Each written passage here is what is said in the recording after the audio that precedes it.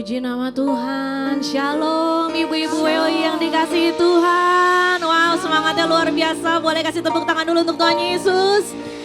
Haleluya, sehat ya kita semua hari ini ya, puji Tuhan. Kita masih diberikan kesempatan sama Tuhan untuk berkumpul bersama-sama di tempat ini. Tentunya sehati, sejiwa, sepikiran hanya untuk memuji, memuliakan nama Tuhan, amin. Oke, baik sebelum kita memulai ibadah ini yuk saya mau undang kita semua untuk bangkit berdiri. Saya mau ajak kita semua untuk berdoa. Haleluya. Mari kita ucap syukur buat sama Tuhan. Terima kasih Tuhan untuk pagi ini, hari yang baru. Tuhan berikan bagi kami semua. Terima kasih untuk berkat-Mu, kesehatan yang dari Tuhan, sukacita yang melimpah yang datangnya dari Tuhan. Pagi ini kami datang dengan penuh kerinduan kami Tuhan. Kami mau ucapkan bahwa kami cinta sama Tuhan. Terima kasih Bapa, inilah kami dan kami mau mulai ibadah ini di dalam nama Yesus. Kami berdoa mengucap syukur, yang percaya sama-sama katakan amin. Saya persilakan ibu-ibu untuk duduk kembali dalam hadirat Tuhan. Mari kita siapkan hati kita. Mari kita mau buka hati kita untuk menyembah Tuhan pagi hari ini. Jamah setiap kami Tuhan yang hadir. Melimpah kasih-Mu Tuhan atas setiap kami.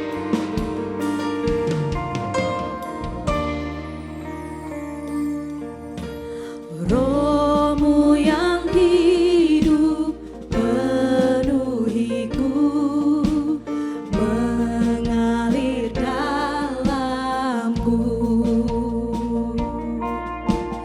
Jiwaku tenang bersama-Mu dalam naungan-Mu. Katakan roh-Mu yang hidup. Roh-Mu yang hidup penuhiku, mengalir dalamku. Jiwaku tenang bersama-Mu dalam naungan-Mu. Ku buka hati untuk jamahan-Mu, berserah penuh di hadirat-Mu. Kau ambil alih seluruh hidupku, di altar-Mu menyembah-Mu.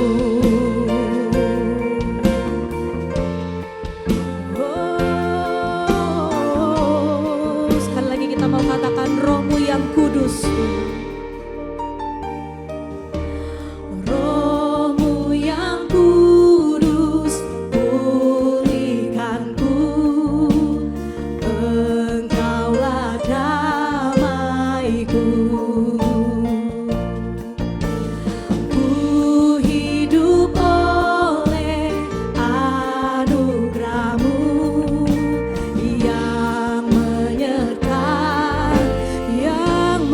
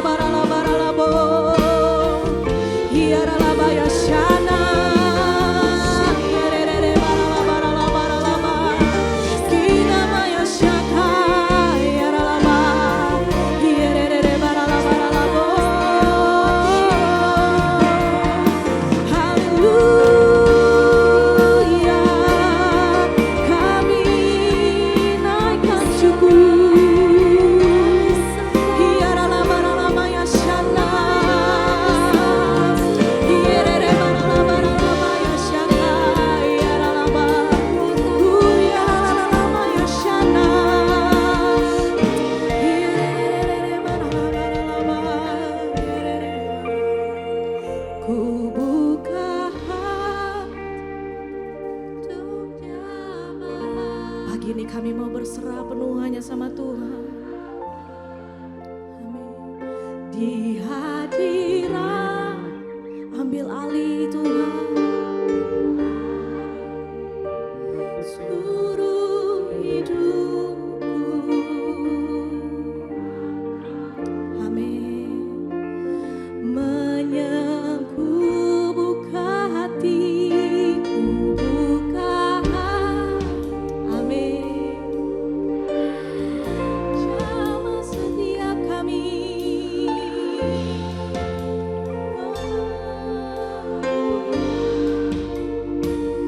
Kau ambil alih.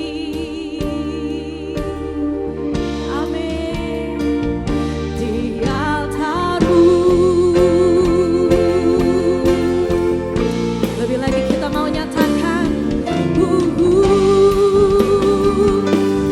buka hati untuk jamahanmu, berserah penuh di hadiratmu. Kau ambil alih seluruh hidupku di altarmu. Ku buka hati untuk jamahanmu, berserah penuh di hadiratmu. Kau ambil alih seluruh hidupku di altarmu, menyembah di altarmu,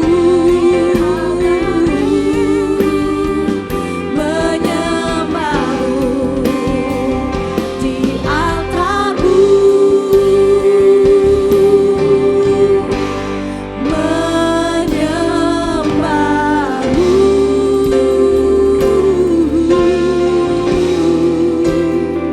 Sekali lagi angkat sembahmu hanya bagi Tuhan.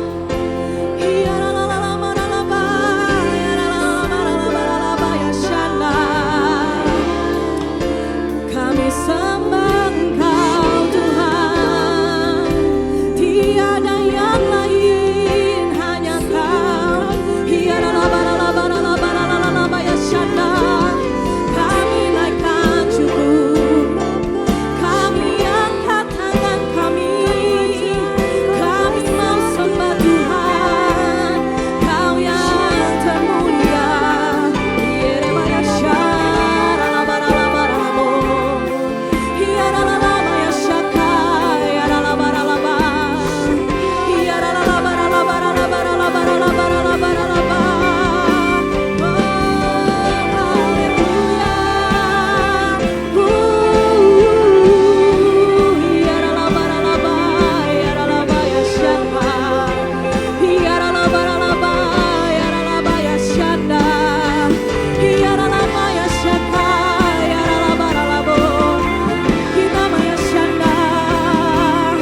Kami mau katakan Tuhan, we bless you Lord. Bless the Lord, oh my soul, oh my soul. Let's worship, worship His holy name. Sing like never before, oh my soul. I worship Your holy name. Bless the Lord, oh my soul, yes, oh my soul. Worship His holy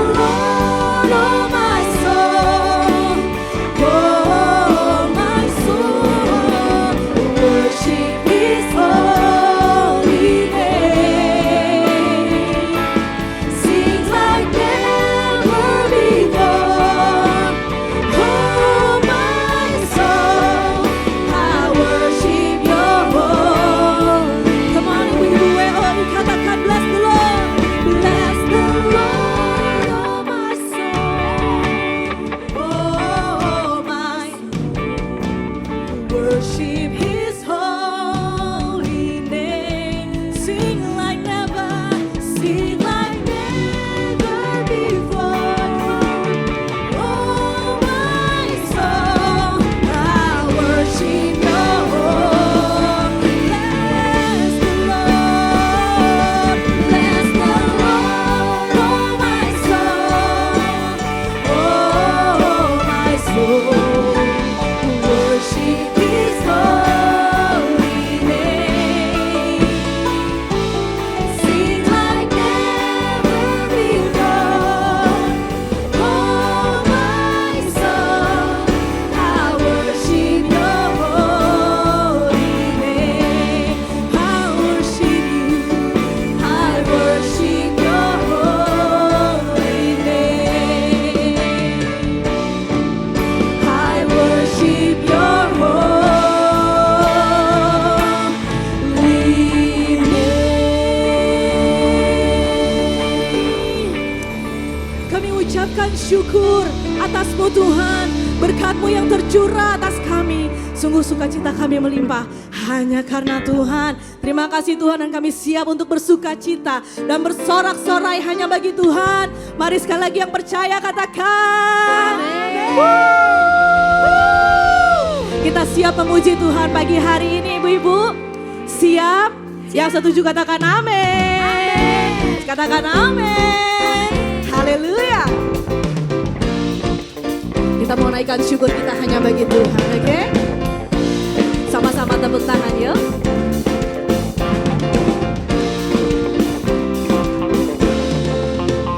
Kasih yang begitu besar, lebih kuat dari dosa.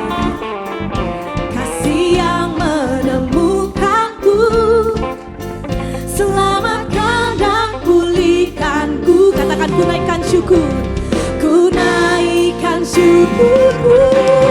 Ku tak akan berhenti memuji, meninggikan nama-Mu selalu, menari, memuliakan-Mu. Dibebaskan, dibangkitkan, hidup yang Kau beri, dan kini hanya untuk-Mu.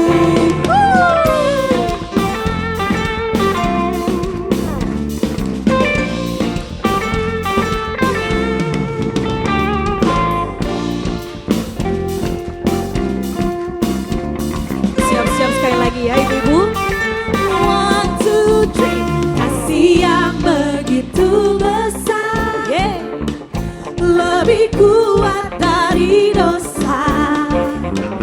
Kasih yang menemukanku. Katakan selamatkan, selamatkan dan pulihkanku. Ku naikkan syukurku, ku tak akan berhenti memuji, meninggikan nama-Mu selalu, menari, memuliakan-Mu. Dibebaskan, dibangkitkan, hidup yang Kau beri, dan kini katakan takkan berhenti memuji, meninggikan nama-Mu selalu, menari, memuliakan-Mu. Dibebaskan, dibangkitkan, hidup yang Kau beri, dan kini musik memuji Tuhan. Kita tepuk tangan ya. Sebab kasih Tuhan begitu besar buat kita semua, amin. Tidak ada yang tidak mungkin. Allah kita adalah Allah yang besar. Mari kita sekali lagi kita mau naikkan syukur hanya bagi Tuhan. Ku naikkan syukurku, ku naikkan syukurku, ku naikkan syukurku, ku naikkan syukurku. Ku tak akan berhenti memuji, ibu-ibu WOI, memuliakan-Mu. Dibebaskan, dibangkitkan, hidup yang Kau. Sekali lagi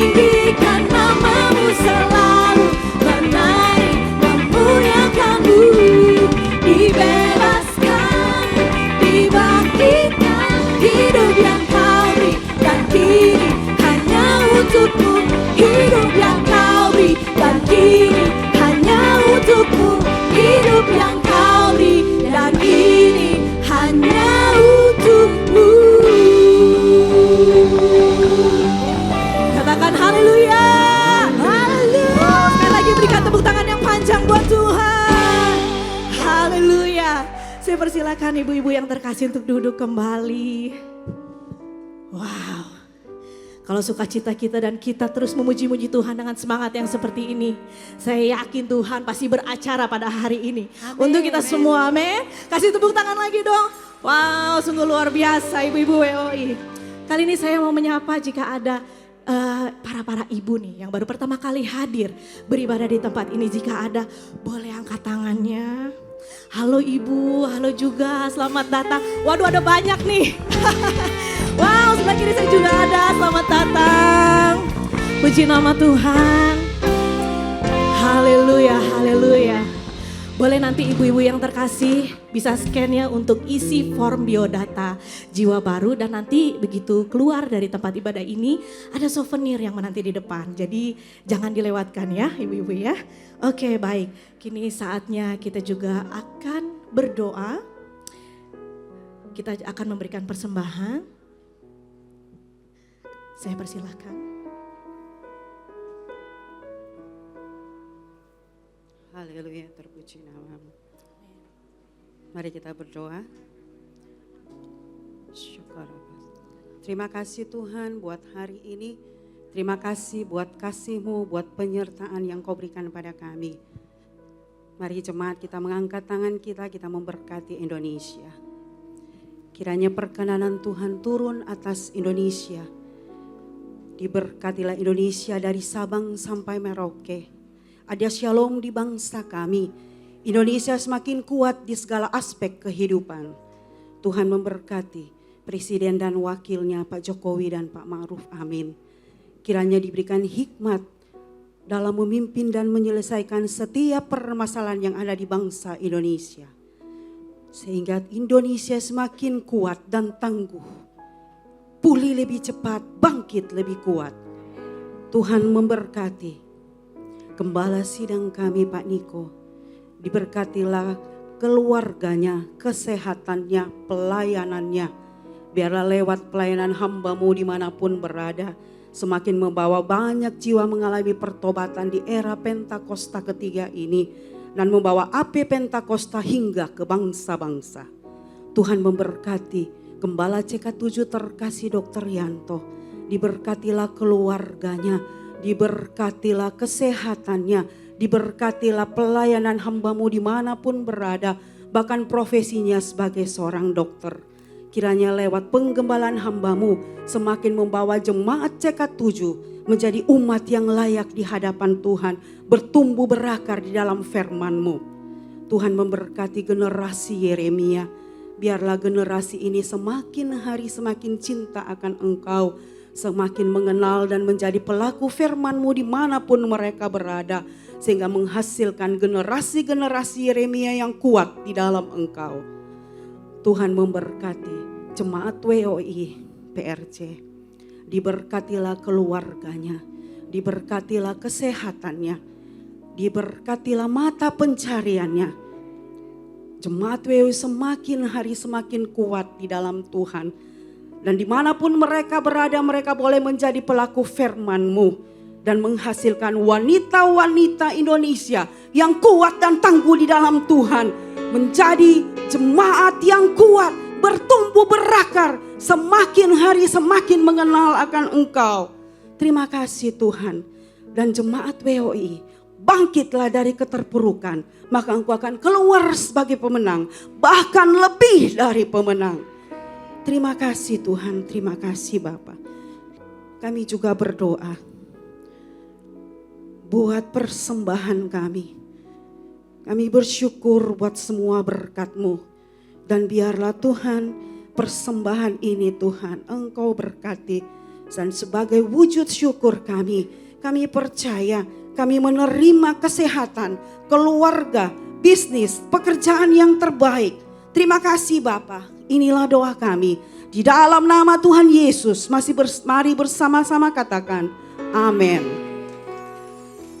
Bapak Ibu yang terkasih, saatnya kita akan memberi persembahan yang terbaik kepada Tuhan.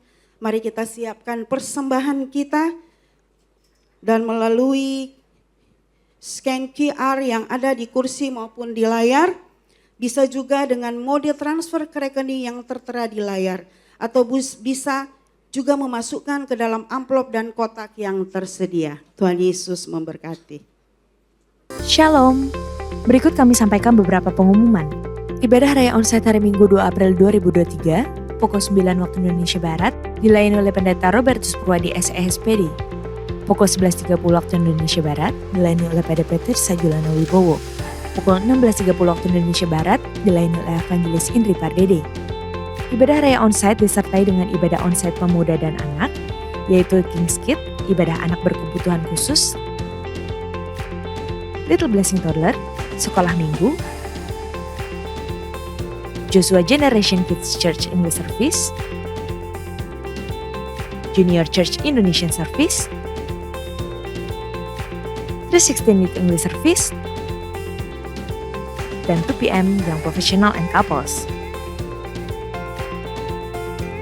Kami mengajak seluruh wanita yang belum berkul untuk dapat bergabung di Kul-Kul WOI GBI PRJ dengan menghubungi nama dan nomor WA yang ada, di mana telah dibuka 4 kul yang baru. Selain itu kami juga telah membuka kul khusus untuk ibu-ibu muda dengan usia antara 35 sampai dengan 45 tahun, agar mimut atau mami muda dapat berkomunitas dengan tepat dan dengan topik pembahasan yang pas serta menarik tentunya. Para mimut dapat segera menghubungi Ibu Lydia dengan nomor handphone 0851 0079 0596. Mari para mimut jangan ketinggalan ya. Izinkan saya membawamu ke tempat di mana segalanya terjadi. Saat Sang Pencipta mengejar yang tertolak, yang tidak punya harapan, orang-orang yang hina. Sang Raja yang dijadikan orang bersalah dan layak dihukum. Dia ditolak, dia disesah, dan dia dipaku. Hanya satu alasan kenapa dia datang, yaitu kamu. Mari bergabung bersama kami pada tanggal 7 April 2023 dari Tanah Perjanjian Israel di mana Yesus pernah melangkah. Bersama dengan gembala kita sebagai pemandunya. Kita akan melihat tempat-tempat di mana semua kejadian terjadi 2000 tahun yang lalu. Ibadah khusus Jumat Agung bersama dengan Pendeta Dr. Yanto Simkop MD PhD, Evangelis Tamara Geraldine Tuan Kota STH Esos, dan Pastor JJ Simko Putra dalam 3 ibadah pukul 9, 11.30 dan 16.30 waktu Indonesia Barat.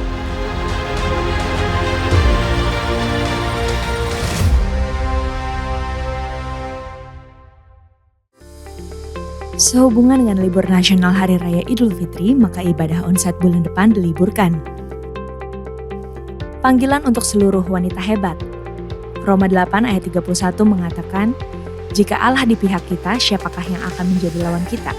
Seberapa banyak hari-hari ini yang khawatir akan hidup kita, baik itu apa yang kita makan dan kita minum, bahkan terlebih lagi khawatir tentang masa depan kita. WOI GBI PRJ mengadakan kul gabungan dengan tema Be a Warrior, Not a Warrior, yang akan dilaksanakan pada hari Kamis 13 April 2023, pukul 10 waktu Indonesia Barat dan akan dilayani oleh PDP Rita Arifin SE. Bertempat di Integrity Convention Center ICC, Safir dan Pearl Room, Mall MGK Lantai 9 Jalan Angkasa Kafling B6 Kemayoran Jakarta Pusat.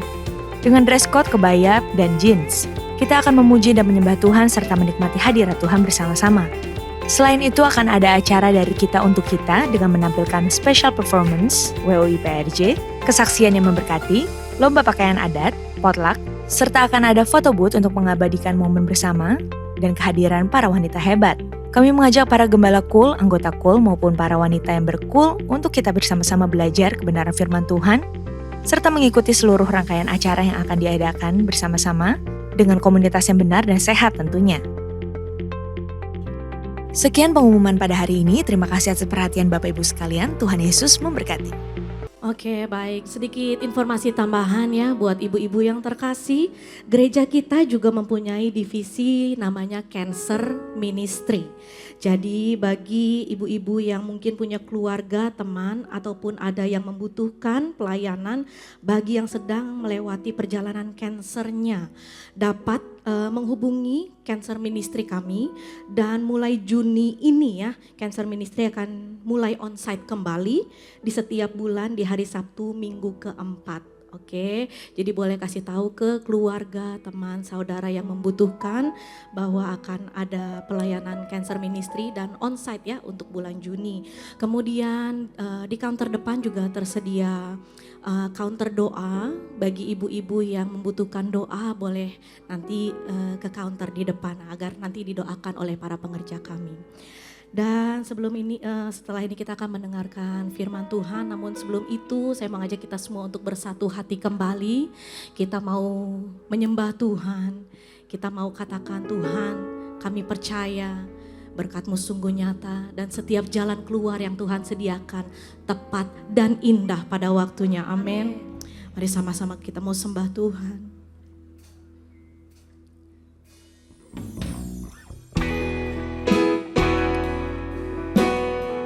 Kami bangga punya Allah seperti Engkau Tuhan,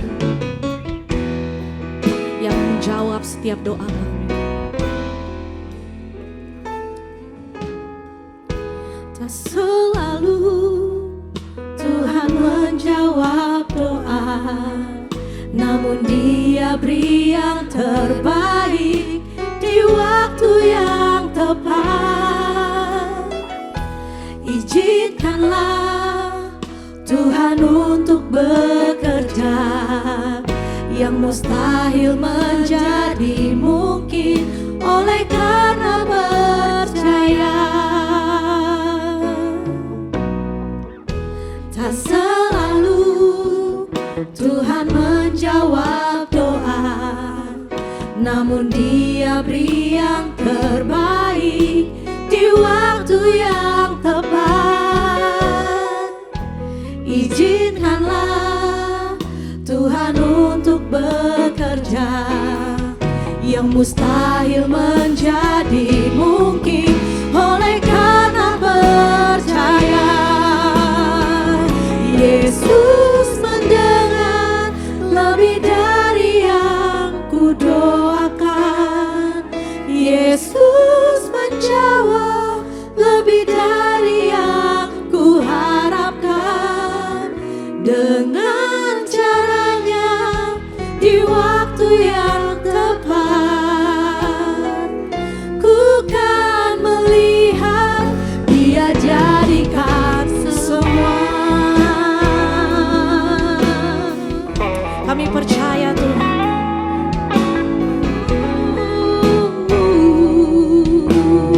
Sekali lagi angkat pujian ini bersama. Tak selalu Tuhan menjawab doa, namun Dia beri yang terbaik di waktu yang tepat. Izinkanlah Tuhan untuk bekerja, yang mustahil menjadi mungkin oleh karena percaya. Yesus mendengar lebih dari yang kudoakan. Yesus menjawab lebih dari yang kuharapkan. Dengan caranya di waktu yang tepat, ku kan melihat Dia jadikan. Yesus mendengar lebih dari yang kudoakan. Yesus menjawab lebih dari yang kuharapkan. Dengan caranya di waktu yang tepat, ku kan melihat Dia jadikan semua. Mari sekali lagi angkat sembahmu untuk Tuhan.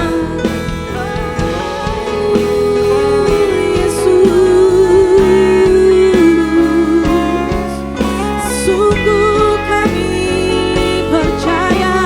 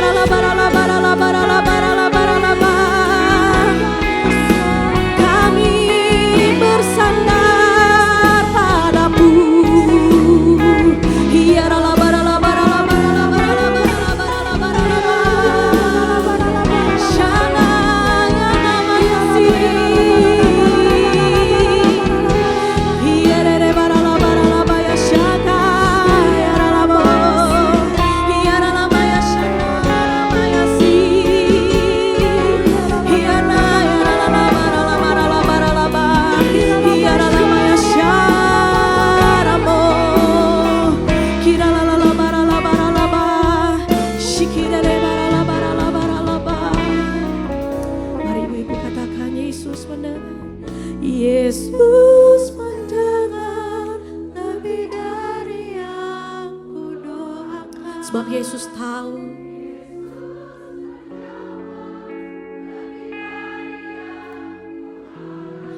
dengan caranya Tuhan, caranya di waktu yang tepat, ku kan melihat Dia jadikan semua. Sekali lagi panggil namanya, Yesus mendengar lebih dari yang kudoakan.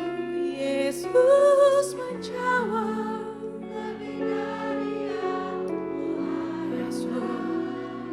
Dengan caranya di waktu yang tepat,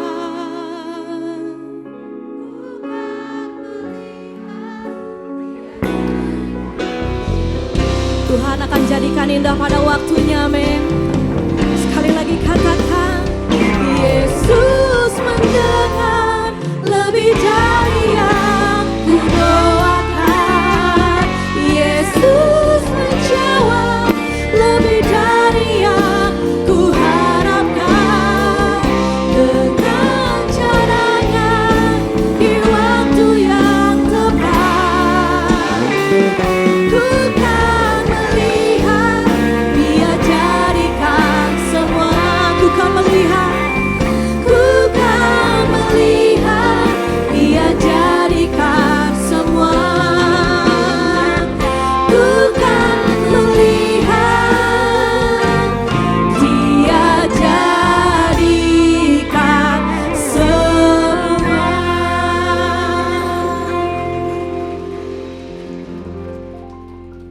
Bapa, hati kami penuh dengan ucapan syukur karena kami tahu Tuhan bahwa masa depan kami ditanggung penuh oleh Tuhan dan bahkan Tuhan sudah ada di hari esok kami menyiapkan yang terbaik bagi kami. Kami begitu mengucap syukur buat apa yang sudah terjadi atas hidup kami, apa yang sedang terjadi saat ini dan bahkan apa yang akan terjadi. Karena kami tahu semuanya adalah rangkaian yang indah yang Tuhan senantiasa buat dan juga berikan kepada orang-orang percaya. Tuhan, kami sambut firman kebenaran karena kami tahu firman Tuhan memerdekakan hidup kami. Di dalam nama Tuhan Yesus, kita berdoa dan mengucap syukur. Kita sama-sama katakan, amin, amin, amin, amin, haleluya. Silakan duduk. Shalom. Udah sarapan?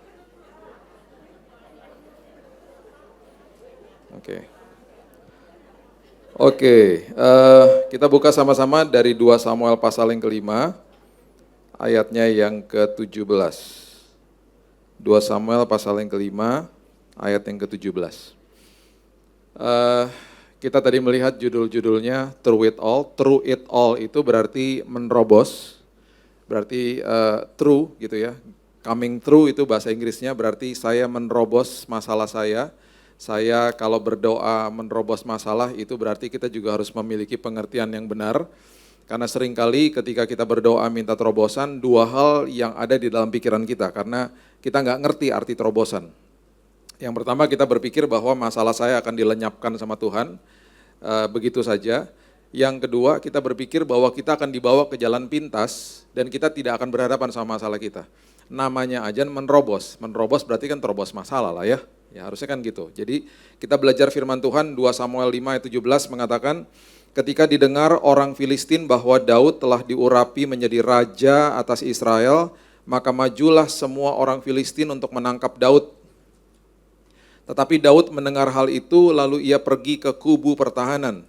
Ya, dulu kalau kita baca di Perjanjian Lama, hal-hal yang diserang sama iblis itu biasanya serba fisik, musuh datang dan lain sebagainya.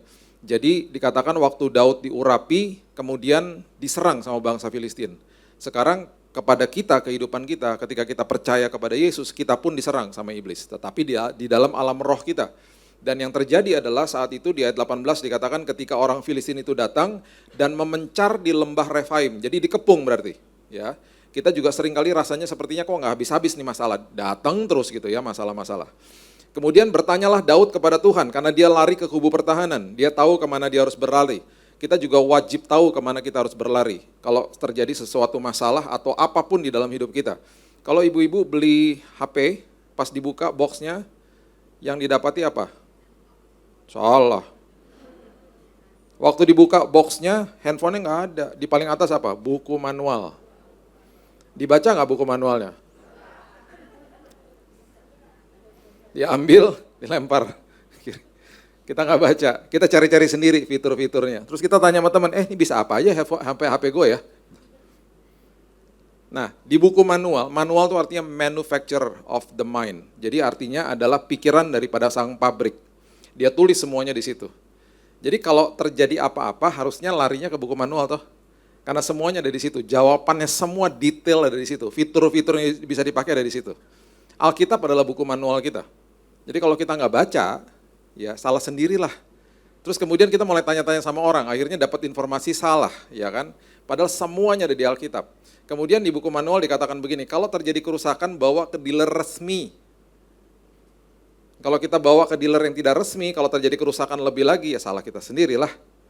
Makanya kalau terjadi kerusakan di dalam sini, salah satu dealer resmi adalah ibadah hari ini. Salah satu dealer resmi adalah Cool. Itu dealer resmi, jadi jangan lari kemana-mana. Punya komunitas, bertahan di situ, minta jawaban di situ, karena itulah tempatnya. Ya, bukan dealer resmi, bukan tempat yang lain gitu loh. Harusnya ke situ tempatnya, ya. Nah, itulah arti daripada kubu pertahanan. Daud tahu kemana dia harus berlari. Kemudian dia bertanya, Daud kepada Tuhan ayat 19. Apakah aku harus maju melawan orang Filistin itu? Akan kau serahkankah mereka ke dalam tanganku? Tuhan menjawab Daud, majulah sebab aku pasti akan menyerahkan orang Filistin itu ke dalam tanganmu. Maju, saya akan serahkan orang Filistin ke dalam tanganmu. Ya. Kemudian ayat 20. Lalu datanglah Daud di Baal Perasim, dan memukul mereka kalah di sana, berkatalah ia, Tuhan telah menerobos, through it all, Tuhan telah menerobos musuhku di depanku seperti air menerobos, sebab itu orang menamakan tempat itu Baal Perasim. Baal Perasim artinya, Baal itu adalah dewanya orang Filistin, kalau mereka perang mereka taruh dewanya di situ, Perasim artinya terobosan. Jadi akhirnya Tuhan mengalahkan bangsa Filistin di tempat di mana mereka dirikan Baal atau dewanya mereka. Justru Tuhan mempermalukan mereka di situ. Nah, sekarang yang harus jadi pelajaran bagi kita. Sebelum Daud berperang dan dia melihat Tuhan berperkara bagi dia. Sebelum dia melihat Tuhan mengadakan terobosan bagi hidupnya dia. Daud sudah mengalami terobosan dalam hidupnya. Jadi pastikan kalau kita berdoa, Tuhan I want to go through it all. Saya mau melewati semuanya. Saya minta Tuhan untuk menerobos masalah saya. Terlebih dahulu yang terjadi, saya harus berubah dulu. Saya harus ngalamin terobosan dulu. Itu yang paling penting. Ya, ibu-ibu sudah tahu pasti kesaksian saya waktu dimasukkan rumah sakit, kemudian saya divonis mati 3 bulan, kemudian setelah mujizat terjadi, teman-teman saya pada datang bilang begini, Bill, lu dapat mujizat kesembuhan? Bukan, saya bilang.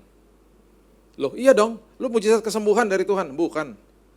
Mujizat yang gue dapat, saya bilang, saya, istri saya, dan kedua anak saya diubahkan Tuhan. Terus kalau gitu kesembuhannya apa dong? Kesembuhannya bonus. Kesembuhan, Tuhan tinggal balikin tangan, tlek sembuh. Dalam hitungan 1 detik sembuh. Yang namanya perubahan karakter memerlukan respon kita. Kalau kita nggak respon, kita nggak ya tetap menjadi orang yang sama, ya podo aja orang Jawa bilang. Sama aja kayak dulu. Buat apa dong ada sebuah perjalanan dengan Tuhan? Buat apa ada perjalanan padang gurun kalau saya nggak berubah? Istri saya adalah orang yang paling penuh dengan logika. Penuh dengan logika. Orangnya sangat pandai, gercep bahasa gaulnya gitu ya. Gerak cepat. Dan orangnya kalau ngatur segala macam cepatnya minta ampun. Dia suka gemes malahan kalau orang nggak bisa ngikutin pace-nya dia. Kalau kemana-mana teman-temannya kalau ngajak dia traveling, dia yang ngatur semuanya. Bahkan sampai kalau di rumah tuh sampai saya bilang gini, kamu bisa jadi agen untuk urus visa ya. Visa apa aja dia bisa cari tahu dan dia urusin temannya. Siapapun mau ngurus visa, dia bisa lari sana sini, lari sana. Udah biasa memang ngurusin, udah jadi kayak udah event organizer lah dalam semua aspek hidup. Apalagi ngurusin rumah gitu kan. Apalagi ngurusin suaminya, apalagi. Pokoknya orangnya logika. Waktu saya sakit, logikanya nggak bisa dipakai. Nggak bisa dipakai. Yang membuat dia sampai nangis, senangis-nangisnya adalah begini. Saya nyesel kenapa beberapa bulan sebelum itu saya batalin polis kamu, polis asuransi. Karena bagi saya itu udah nggak relevan, jadi memang dia batalin untuk buat polis yang baru gitu loh. Memang polis yang baru memang bagus memang kondisi-kondisinya lah gitu. Tapi kan kalau polis baru ada masa tunggu 90 hari. Ibu-ibu yang ada di asuransi pasti tahu ya. Saya sakit di hari ke-76, ayo. Apa nggak nangis dia? Tuhan 14 hari lagi. Kalau sampai Billy harus sakit ya 14 hari lagi lah Tuhan. Kenapa hari ke-76 nggak di cover sama asuransi? Ayo. Saya bilang gini sama dia, Tuhan lagi berperkara sama hidupmu. Supaya kamu nggak bergantung sama asuransi. Tuhan mau kamu berubah dalam hidupmu. Kita lihat ya perjalanan ini, oh panjang perjalanannya. Kita jalanin sama-sama ya sayang, ya sama-sama ya. Di hari pertama ketika saya berhadapan sama dokter di Singapura, kan nggak ada asuransi. Ada asuransi tapi nggak cover gitu kan. Terus saya tanya sama dokternya, dok, kalau saya berobat di sini, DP-nya berapa dok? Dia sebut angkanya. Saya adalah orang yang paling anti ngasih-ngasih kode sama siapapun lah. Makanya kalau ibu-ibu lihat postingan saya di tahun 2019, nggak ada postingan saya sakit, nggak ada. Saya makanya kalau seminar hamba-hamba Tuhan, saya keras ngomongnya, saya bilang gini, jangan malu-maluin Tuhan ya, bapak-bapak yang saya hormati. Saya pernah ngomong gitu di depan mereka. Karena bagi saya hamba Tuhan kalau sakit jangan masuk-masukin sosial media. Kenapa? Udah dimasukin sosial media terus dibuat-buat, mukanya dibuat makin sakit.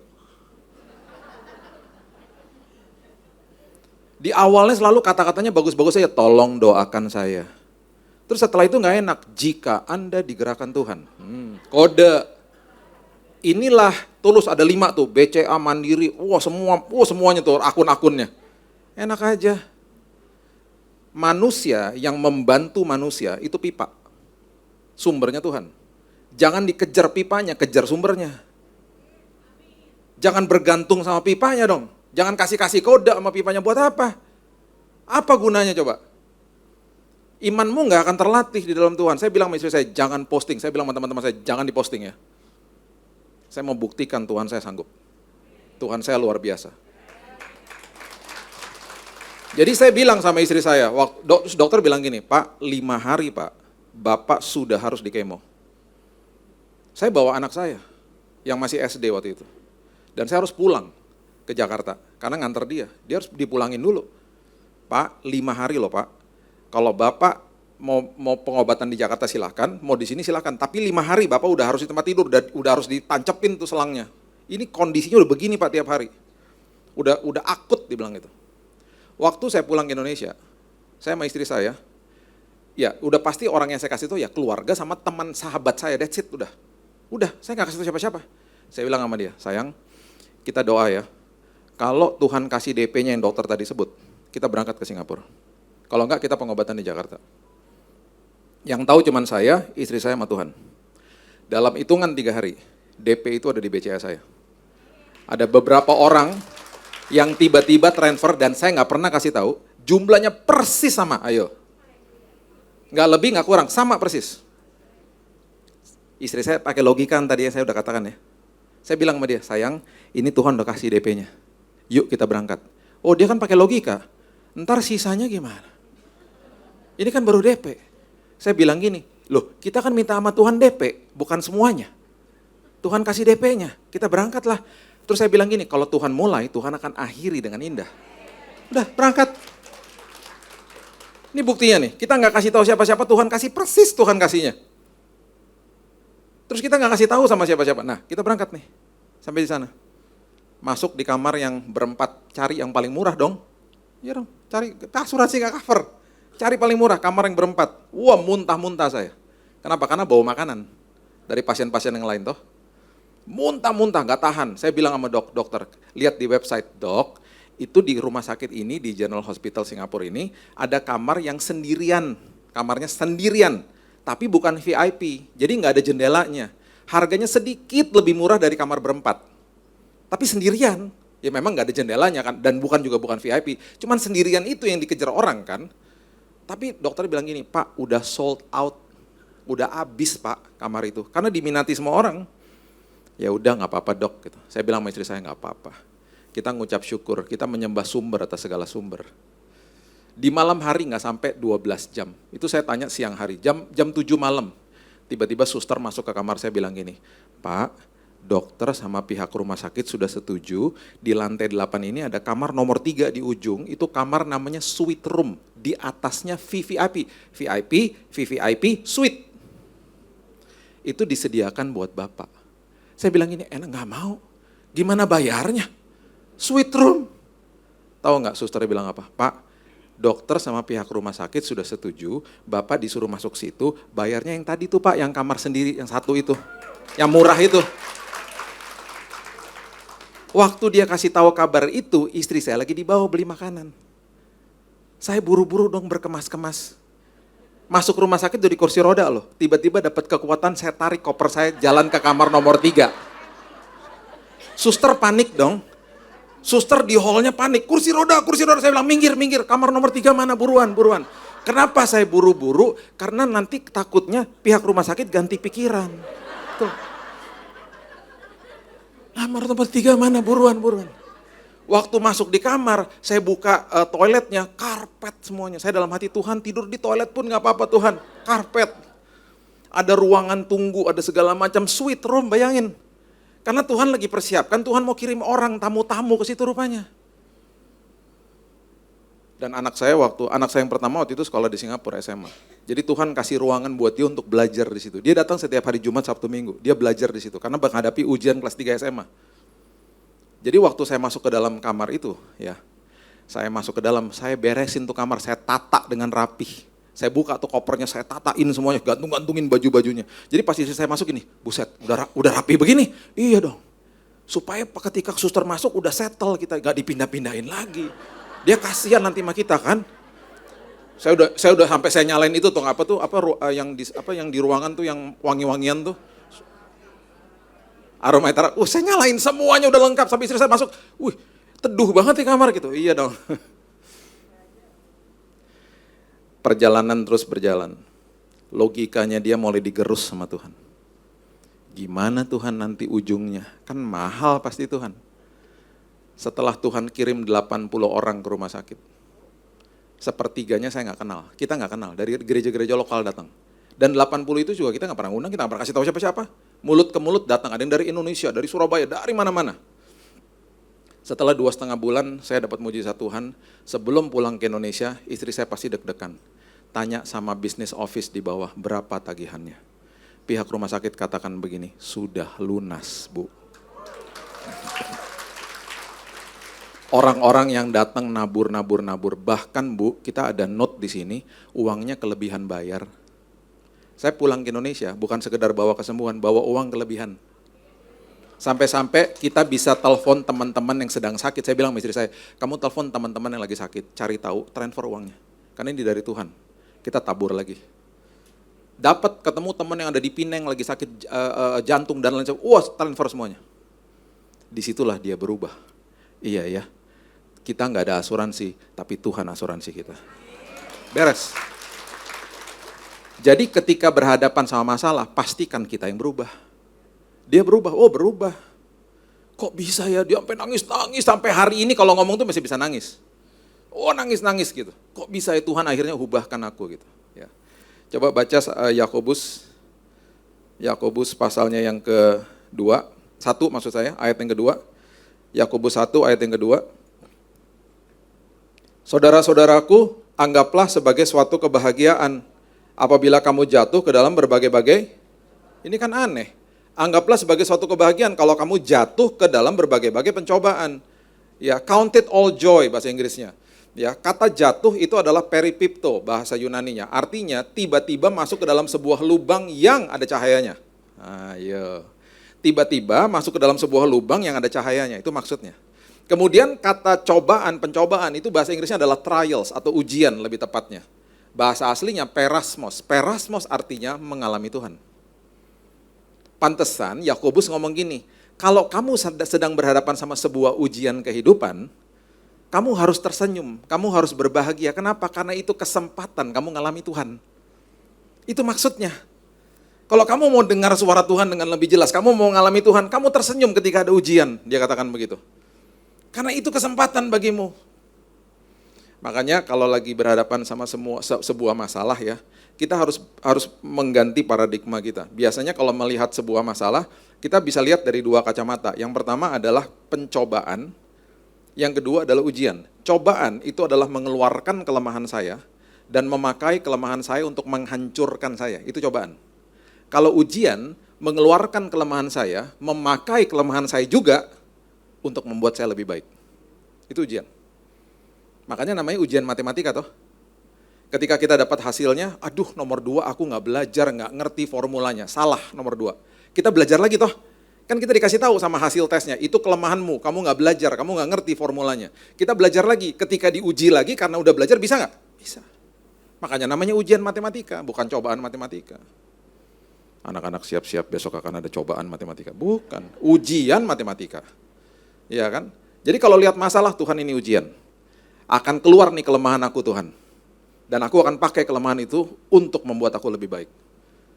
Wah ternyata aku baru tahu Tuhan, kalau ada ujian kayak begini aku gampang marah. Aku gampang tersinggung, gampang asumsi, aku mau berubah Tuhan. Nah itu dia, itu di situ yang menjadi sebuah titik balik di mana kita ngalamin terobosan sama Tuhan. Gitu loh. Ya. Matius pasal yang ke-7 ayat 14, coba lihat. Matius pasal yang ke-7 ayat 14. Karena sesaklah pintu, ya, dan sempitlah jalan yang menuju kepada kehidupan. Sempit jalan yang menuju kepada kehidupan. Terus dikatakan apa? Sedikit orang yang mendapatinya. Maksudnya sedikit orang yang mau masuk ke dalam jalan yang sempit, padahal jalan yang sempit itu menuju kepada kebenaran. Nah, contohnya gini, kita kan tinggal di Jakarta ya, banyak jalan-jalan tikus, betul nggak? Ya kan? Nah, kalau masuk ke dalam sebuah jalan kecil, pasti kita nggak bisa ngebut, betul? Kalau ngebut nabrak ayam ntar. Ada pedagang, ada anak kecil, ya kan? Apalagi di Jakarta ini, wah biasanya kan udah daerahnya udah padat penghuni gitu loh, ya kan? Jadi harus sabar di dalam jalan yang sempit. Bedanya sama jalan sempit adalah jalan tol. Nih ya, saya nih ke Bandung setiap bulan pasti ke Bandung, karena mertua saya tinggal di sana. Di jalan tol itu biasanya udah 4-5 jalur loh. Dan nggak macet loh, tetap aja ada yang nggak sabar ngambil bahu jalan. Sampai-sampai saya bilang gini sama istri saya, setelah sekian lama saya memperhatikan ya, ada 2 jenis mobil yang selalu masuk bahu jalan. Saya nggak mau sebut namanya siapa. Kalau ibu-ibu nggak tahu, tanya sama Tuhan aja. Takutnya ada yang punya. Tapi saya percaya yang punya mobil-mobil itu di sini pasti semuanya cinta Tuhan dan gak kayak begitu ya. Ini ada 2 jenis mobil, saya bilang sama istri saya gini, kamu lihat ya 2 jenis mobil ini, sampai nanti kita di Bandung, kamu hitungin ada berapa. Sampai di Bandung dia bilang gini, 85% itu 2 mobil itu. Masuk bahu jalan, itu bahayanya mengerikan pokoknya. Masuk bahu jalan ngebut loh. Ibu-ibu tahu nggak? Di bahu jalan tuh tempatnya emergency, kalau ada orang kerusakan, tiba-tiba ada emergency kesehatan, mereka harus nepi. Banyak mobil yang nepi, belok kiri masuk ke bahu jalan, dia nggak lihat ke belakang karena asumsi dia ya nggak ada mobil lah di situ. Dia pelan-pelan masuk, dia nggak lihat, jeger dari belakang. Itu udah terjadi kematian berkali-kali. Ya, bahu jalan itu bahaya dan dibuat ngebut lagi. Karena apa? Nggak sabar. Makanya di jalan yang sempit orang diajarin sabar, nggak bisa ngebut. Di jalan-jalan yang sempit orang diajar apa? Hati-hati. Makanya kecelakaan paling besar itu terjadi di jalan tol, bukan di dalam jalan sempit. Karena jalan sempit orangnya semua hati-hati. Dan yang ketiga, di dalam jalan yang sempit, seringkali, ini saya pernah ya di jalan yang sempit ya, 200 meter dari titik di mana saya ada waktu saat itu, di depan saya ada jalan raya. Mobil pada begini, set, enak banget. Sementara di jalan yang sempit tuh saya pengen buru-buru sampai situ. Tapi nggak bisa, kenapa? Karena ada motor parkir sembarangan. Harus nungguin orang yang keluar dari rumah. Pelan-pelan di depan saya, aduh pengen banget cepet-cepet di situ. Seringkali di dalam jalan yang sempit kita harus belajar untuk tidak banding-bandingkan diri dengan orang lain. Seringkali kita lihat orang lain, kehidupannya sepertinya seolah-olah enak-enak dan kita memakai bahasa yang kita betul-betul nggak paham. Kita katakan, kenapa Tuhan kau berkati mereka? Ingat justru kita yang ada di dalam jalan yang sempit, yang lagi belajar sabar, lagi belajar hati-hati, lagi belajar untuk tidak banding-bandingkan diri dengan orang lain. Kita sedang diubahkan Tuhan, justru kita yang sedang diberkati Tuhan. Itu arti berkat yang sebenarnya loh. Gak ada hubungannya sama materi, gak ada hubungannya sama hal-hal yang terlihat. Itu sekunder semuanya. Hal-hal yang terlihat ketika dititipkan sama Tuhan, kita karena pengelola, kita wajib untuk bisa ngelola hal-hal itu. Makanya kalau ada orang ngomong gini, aku memperkatakan berkat finansial samamu, atas hidupmu. Bukan uangnya, bukan. Bukan materinya, bukan hartanya, bukan. Aku memperkatakan berkat finansial itu artinya aku memperkatakan kepada hidupmu untuk engkau punya hikmat untuk cakap mengelola keuanganmu. Finansialnya elemen sekundernya, unsurnya. Bukan berkatnya, bukan. Seringkali yang dikejar-kejar itu dan salah semua. Makanya kita sangat mudah untuk melihat orang yang hidupnya seperti gampang-gampang aja, kita berpikir mereka diberkati Tuhan. Makanya pemimpin biduan namanya Asaf di Mazmur 73 mengatakan begini, Tuhan kenapa Kau memberikan kemujuran bagi orang-orang fasik? Itu bahasanya dulu. Bahasanya kita adalah, Tuhan kenapa Kau berkati orang-orang itu? Jadi jangan banding-bandingkan diri sama orang lain. Aku akan terus naik dan tidak turun. Kan kita punya doa-doa seperti begitu ya. Naik tuh nggak enak loh. Naik kalau naik gigi satu kalau di kendaraan. Dan harus pelan-pelan. Udah gitu kita lihat di sebelah kanan kita orang yang lagi turun. Cepet, kenceng pasti kalau lagi turun. Nyet gitu. Wah enak banget kalau lagi turun. Nah, mereka nggak sadar, mereka lagi turun ke bawah. Nanti kalau kita sudah sampai di puncak, yang di bawah teriak-teriak, tolong bawa aku ke atas. Pas lagi naik tuh berarti lagi diproses sama Tuhan. Jadi nikmati gitu loh. Pastikan bahwa saya yang berubah gitu ya. Nah, Yohanes 20 ayat 29 coba lihat. Yohanes 20 ayat 29. Kata Yesus kepadanya, karena engkau telah melihat aku, maka engkau percaya. Dia katakan kepada Thomas kan, karena kamu udah lihat saya, kamu percaya. Terus dikatakan begini, berbahagialah atau diberkatilah orang-orang ya, termasuk kita semuanya diberkatilah kita, yang tidak melihat Yesus secara fisik sekarang ini, namun percaya. Kita nggak akan lihat Yesus loh, dari kita lahir sampai nanti kita menutupkan mata, kita tidak akan lihat Yesus secara fisik. Yang kita lihat masalah. Dan kita diminta sama Yesus untuk percaya sama dia. Dan dia katakan apa? Lebih berguna untukmu kalau aku pergi. Karena dia terkurung di dalam casing tubuhnya manusia. Kalau aku pergi kepada Bapa, aku akan siapkan Roh Kudus di mana dia akan jadi maha hadir. Dia harus konsisten dengan tubuh manusianya, dia nggak bisa maha hadir dengan itu. Bisa aja kalau dia mau, cuman dia terkurung di dalam casing tubuh manusia dan dia harus konsisten. Firman-Nya melebihi namanya. Dia harus konsekuen dengan firman-Nya dia. Makanya ketika manusia jatuh dalam dosa, penebusan harus dilakukan oleh manusianya. Jadi itu sebabnya Allah menjadi manusia. Dia yang menebus. Nah, masalahnya waktu dia masuk ke dalam ini, saya cuma mau kasih tahu aja, konsistensi Tuhan itu luar biasa. Waktu dia lahir sebagai manusia, dia satu-satunya yang manusia yang lahir tanpa dosa. Nah, kekuatan daripada kematian itu adalah dosa. Kematian tidak bisa menghukum Yesus, tidak bisa mematikan dia karena dia tidak ada dosanya. Jadi apa yang dia lakukan? Dia ambil semua dosa kita, ditimpakan di atas dia, supaya dia bisa memvalidasi kematian, supaya kematian bisa bunuh dia. Itu yang terjadi. Supaya pada hari ini ketika dia bangkit lagi, dia mengalahkan kematian. Dosa tidak punya sengat atas hidup kita.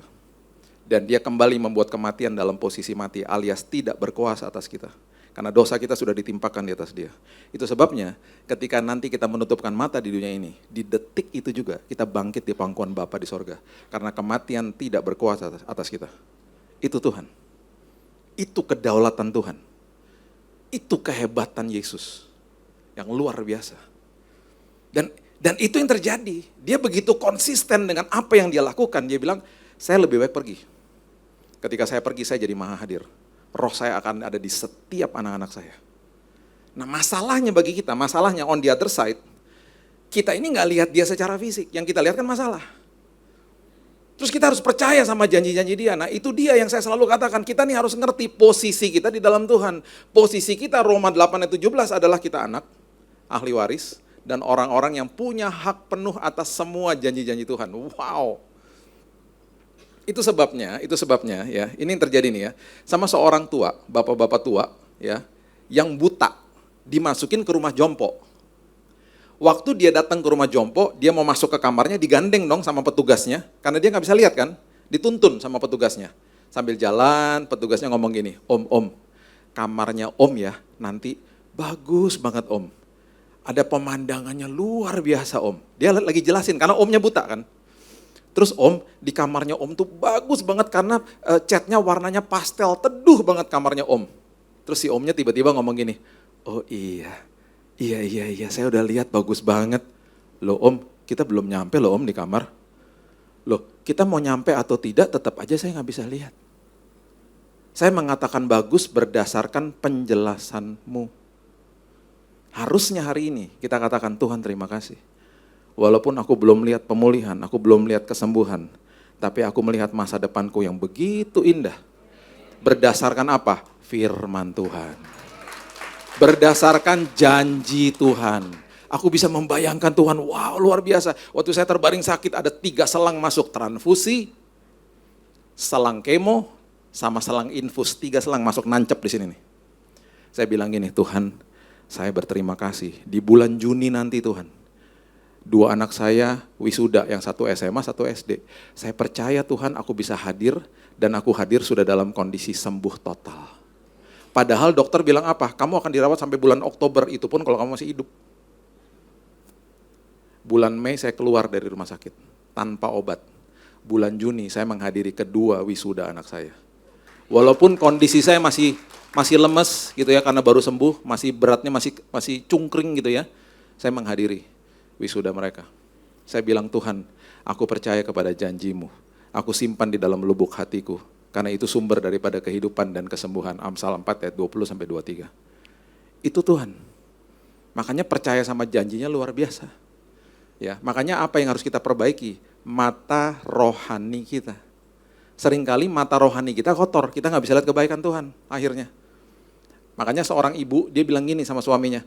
Satu hari dia bilang gini, saya heran ya, itu tetangga di sebelah tuh, baju masih kotor udah dijemur. Tuh nggak ngerti cara nyuci baju katanya gitu.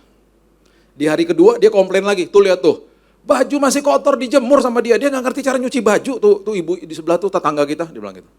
Di hari ketiga tiba-tiba dia bilang gini, nah gitu dong, tuh bersih tuh bajunya hari ini. Baru digantung, baru dijemur gitu dong. Tiba-tiba suaminya ngomong gini, sayang, aku mau ngaku sesuatu, kenapa? Aku baru punya kesempatan tadi pagi bersihin jendela rumah kita.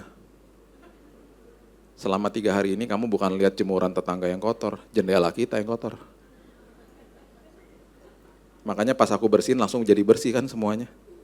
Seringkali ya, kita lihat keburukan orang lain, kita lihat keburukan-keburukan yang iblis tonjolkan sama kita.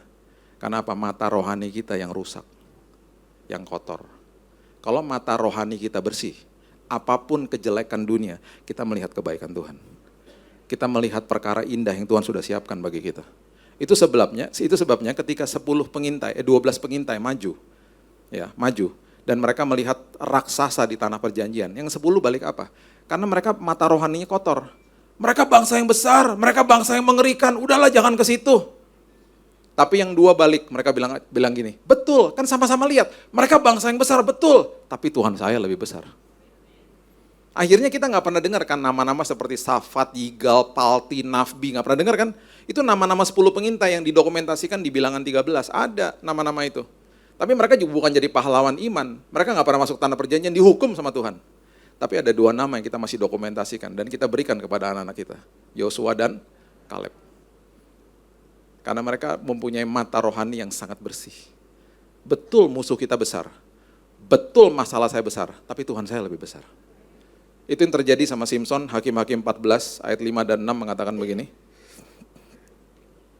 Hakim-Hakim 14 ayat 5 sampai 6 mengatakan begini.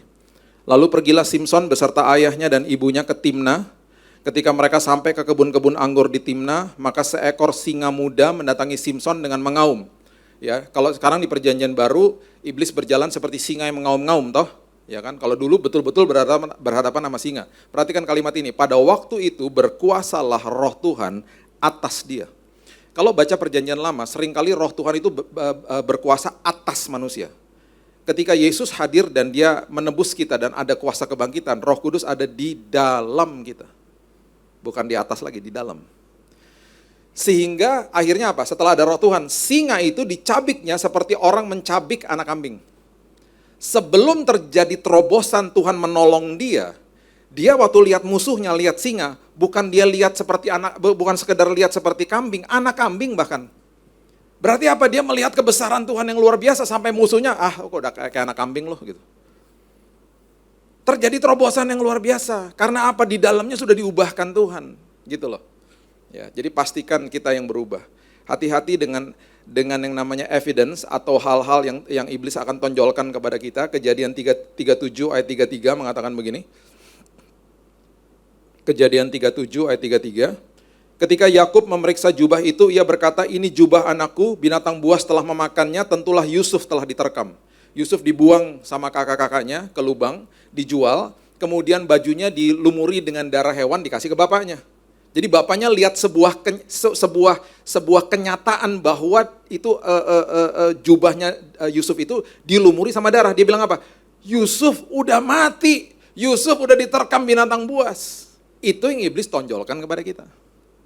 Itu yang iblis tonjolkan kepada saya. Saya disuruh lihat selang-selang, saya disuruh dengar bunyi mesin di rumah sakit. Ini tiap hari. Tetapi ketika saya melihat kenyataan yang mengerikan, saya bilang, Tuhan, posisi saya sebagai anak Tuhan adalah posisi di mana sebuah ranting yang melekat kepada pokok anggur. Itu posisi saya. Waktu saya terima Yesus sebagai juru selamat, Yesus katakan, aku pokok, engkau rantingnya. Engkau melekat kepada saya. Saya nggak usah berusaha untuk melekat, saya udah melekat karena saya percaya sama Yesus.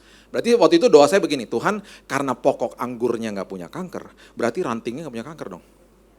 Berarti nutrisi dari pokok anggur akan mengalir ke ranting-rantingnya ke dalam tubuhku. Aku menerima kesembuhan hari ini. Itu posisiku. Walaupun aku belum melihat apa yang terjadi, tapi aku percaya kesembuhan sudah aku terima. Dan itu jadi doa saya, hari lepas hari. Dan itu yang mengubahkan hidup saya. Saya akan tutup dengan Kisah Rasul pasal yang ke-12. Kisah Rasul pasal yang ke-12 dimulai dari ayat 6. Firman Tuhan katakan begini. Kisah Rasul 12 ayat 6. Pada malam sebelum Herodes hendak menghadapkannya kepada orang banyak, siapa dia? Petrus. Ya, Petrus ini baru tahu temannya namanya Yakobus dipenggal kepalanya oleh Raja Herodes, ya. Dan kemudian setelah dipenggal kepalanya, karena rakyat pada suka, jadi Raja Herodes juga menawan Petrus supaya besok akan diperhadapkan dengan orang banyak, juga akan dibunuh. Itu kondisinya dia. Tapi dia mengerti posisinya dia di dalam Tuhan, ya. Kemudian dikatakan begini, Petrus tidur. Tidurnya seperti apa? Penulis Kisah Para Rasul adalah seorang dokter, ya, bukan Dokter Yanto, ya, Dokter Lukas, ya. Dokter Lukas. Kalau dokter itu kalau nulis detail, ya. Detail, dokter-dokter kan biasanya sangat detail dengan hal-hal yang luar biasa. Ya, jadi dia katakan begini, Petrus tidur di antara dua orang prajurit, terbelenggu dengan dua rantai. Detail dokter ini menulisnya. Selain itu prajurit-prajurit pengawal sedang berkawal di muka pintu. Jadi ada pengawalan yang pertama itu ada di dalam sel penjara, pengawalan kedua itu ada di luar sel penjara. Jadi bayangin dikawalnya sampai seperti begitu. Nah, detail nih. Kalau dokter tulis itu selalu detail. Tiba-tiba berdirilah malaikat Tuhan dekat Petrus. Dan cahaya bersinar dalam ruangan itu. Jadi gini. Malaikat kalau turun kepada manusia, ya, dia turun kepada manusia. Kemudian cahaya bersinar, apalagi dekatnya manusia. Seperti biasa manusia selalu ketakutan karena dipikir hantu. Dan malaikat selalu harus menjelaskan siapa dia. Jangan takut. Tuh ribet banget sih lo. Saya malaikat Tuhan. Udah capek tuh biasanya dia harus jalanin SOP-nya gitu. Baru dia kemudian memberitakan kabar-kabar dari surga kepada manusia. Nah ini di dalam sejarah perserikatan kemalaikatan, pertama kali terjadi di dalam kehidupan mereka, ya, asosiasi malaikat ini, malaikatnya datang di hadapan manusia bersinar, manusianya tidak bangun. Bisa bayangin nggak? Dia pas turun nih, seret. Pasti dia udah, ntar dia takut lagi nih, turun, seret. Terus dia nunggu. Ntar lagi pasti ada teriakan nih, siapa gitu. Dia nunggu aja. Terus dia ngeliatin, kok nggak bangun ya? Terus tiba-tiba udah kelamaan manusianya tetap ngorok. Karena apa? Dikatakan begini di ayat berikutnya. Malaikat itu menepuk Petrus untuk apa? Membangunkannya. Katanya bangunlah segera, maka gugurlah rantai itu dari tangan Petrus. Bisa bayangin nggak teman-temannya di sorga ngeliatin dia? Malaikat pertama yang turun manusia nggak bangun. Apa nggak diketawain sama teman-temannya? Kurang sakti loh. Makanya kalau di sorga jangan main-main di kebun, main-main di tahta Tuhan biar dapat kuasa. Ya, kurang sakti. Diem. Itu pasti yang terjadi saat itu. Manusianya nggak bangun, sampai dia harus nepuk Petrus. Itu nepuknya juga mungkin malu kali. Nggak bangun lagi dia. Akhirnya, Petrus disuruh pakai baju, disuruh pakai sepatu.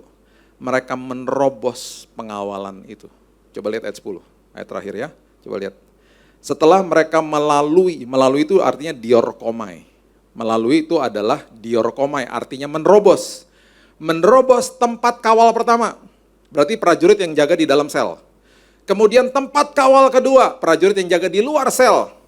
Sampailah mereka ke pintu gerbang besi menuju kota, pintu itu terbuka dengan sendirinya bagi mereka. Sesudah tiba di luar, mereka berjalan sampai ke ujung jalan, tiba-tiba malaikat itu meninggalkan dia. Malaikat itu membawa Petrus menerobos musuhnya. Berarti pengawalannya dibutakan sama Tuhan.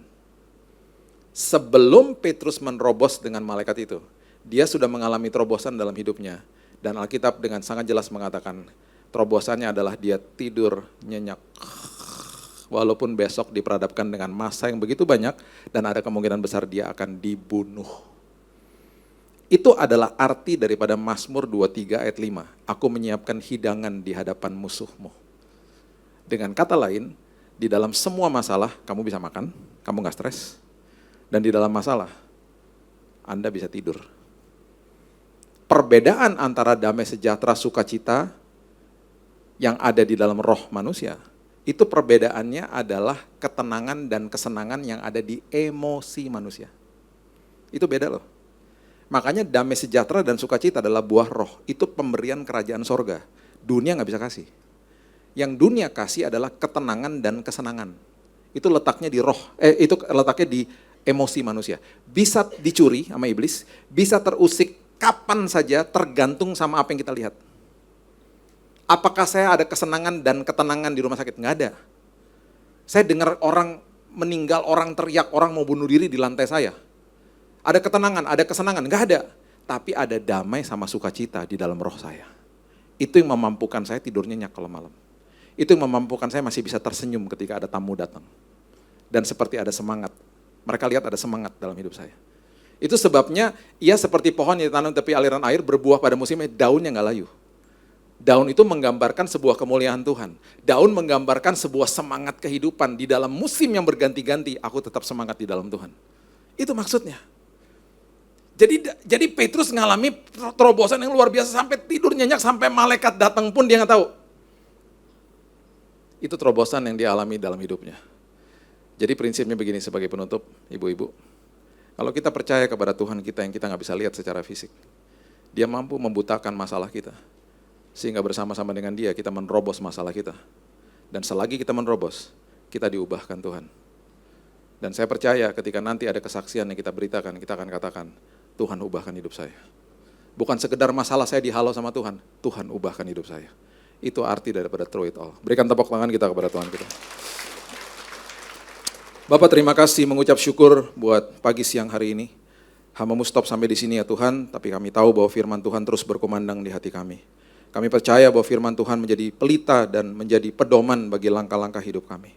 Kami percaya ya Tuhan bahwa apapun yang kami lihat di depan kami, mungkin hal-hal yang tidak baik, hal-hal yang mengerikan, bahkan hal-hal yang membuat mungkin mematahkan semangat kami.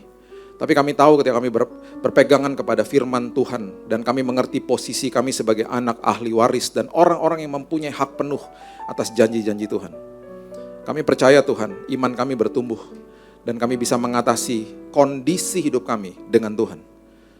Dan yang paling penting Tuhan, kami mengalami terobosan terlebih dahulu. Kami yang diubahkan Tuhan. Dan kami percaya Tuhan, kami melihat kebesaran Tuhan yang luar biasa. Meteraikan firman ini ya Tuhan, supaya kami menjadi anak-anak Tuhan yang berkemenangan hari lepas hari. Hanya di dalam nama Tuhan Yesus, aku sudah berdoa dan mengucap syukur. Dan kita sudah menerima firman Tuhan, kita sama-sama katakan, amin. Tuhan berkati.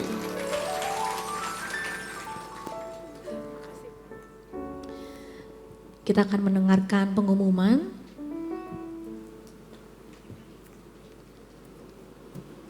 Shalom wanita-wanita yang sangat diberkati Tuhan. Amin. Diberkati dengan firman yang dibagikan oleh Pak Billy Lantang. Luar biasa. Terima kasih Pak Billy atas firman-Nya yang sangat-sangat menguatkan kami wanita-wanita WOI di tempat ini. teman-teman wanita-wanita cantik untuk bulan April tadi sudah diumumkan, mungkin nanti bisa ditayangkan kembali ya.